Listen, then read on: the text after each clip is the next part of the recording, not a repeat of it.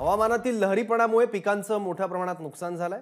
नाशिकच्या नांदगावमध्ये वातावरणात दिवसेंदिवस वेगवेगळे बदल होत असल्यानं अवकाळी पावसामुळे रब्बी हंगामातील गहू, हरभरा, कांदा आणि अन्य पिकं रोगाच्या कचाट्यात सापडली आहेत।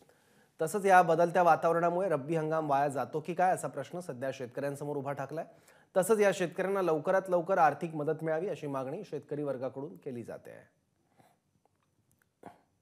सुरुवातीला तर आमचा खरीप हंगाम हा पूर्ण वायाच गेलेला आहे. मकाची तुम्ही बघितलं असेल, मकाची 1 फुटाच्या वरती वाढ झालेली नव्हती. तो हंगाम पूर्ण वाया गेलेला होता. थोडंफार पाणी झालेलं होतं, त्याच्यावरती आम्ही गहू, हरभरे टाकले होते, काही कांदे लावले होते. गव्हावरती अ, अ, तांबेरा रोग आल्यामुळे त्याची पूर्ण वाढ खुंटलेली.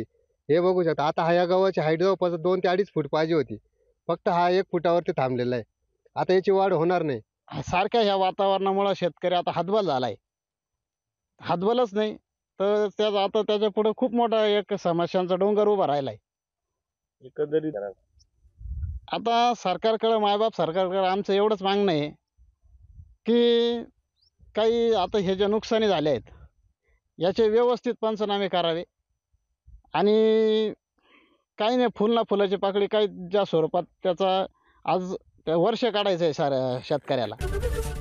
एबीपी माझा, उघडा डोळे बघा नीट।